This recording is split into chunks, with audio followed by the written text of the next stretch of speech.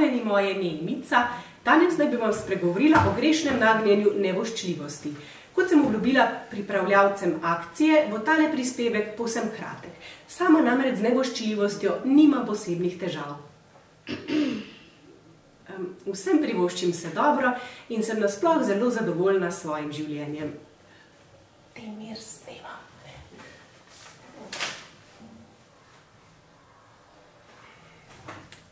Ja, to je že res, ampak ne morate o tem tukaj pred kamero. Pardon.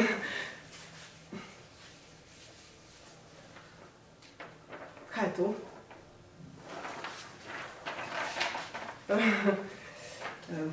Sem malo.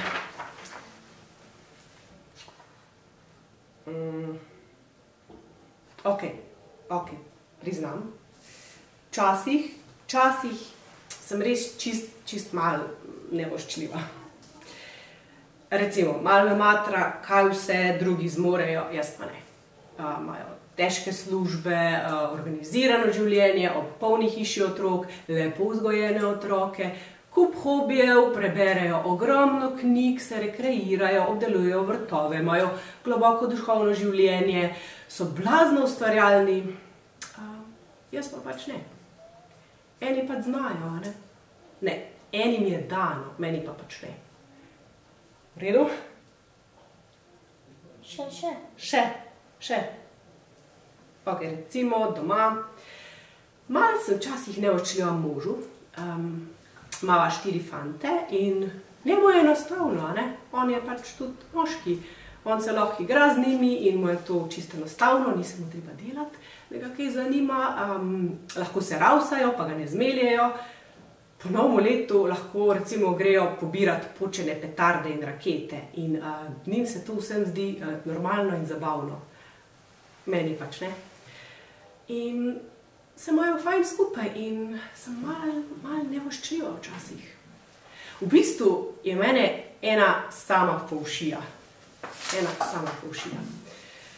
In sem slučajno postala zelena? Ja. Ampak nekaj mi pa pri tej nevoščljivosti ne gre čisto v račun. Včasih kaj več zvem o teh ljudeh, ki sem jim čisto malo nevoščljiva.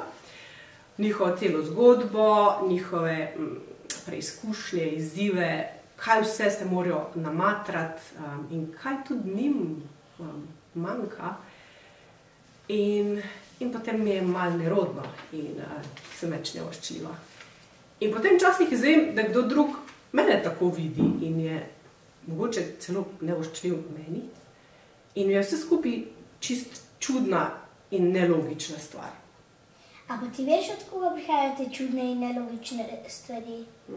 Ne, ampak od Boga verjetno ne. Od mojstra laži in prevar. Mojstra laži in prevar. Ja, zveni logično. In z mojstrom laži in prevar pa ne bi ravno želela sodelovati. Ampak kako naj se vseeno rešim te nevoščljivosti in te zelene barve? To si ti. To sem jaz. Za Boga in od Boga. Jaz sem darilo. Ja. Za Boga in od Boga. Wow, to pa je. Jaz sem darilo. Ja. Ko se tega zavem, da sem dar od Boga in da sem obdarjena in da sem v Božjih očeh edinstvena in dragocena, potem nevoščljivost izpuhti. Ne rabim je več, ker imam vse. Imam dovolj. Imam tisto, kar rabim in on, ki daje, ve, kaj rabim in daje vsakemu svoje. Vse, kar sem in vse, kar ustvarim, je dovolj, ker je dragoceno v njegovih očeh. Moram pa pogledati v njegove oči, da se zagledam v njih. In potem postanem preprosto hvaležna. In včasih mu moram zlesti v naročje. V naročje kjer se lahko umirim in odpočijem in kjer črpam moč in pogum za to, da lahko živim svoje življenje takšno, kot je dragoceno. In v njegovem naročju je dovolj prostora za vse. Je prostor zame, je prostor zate, brez fovšije.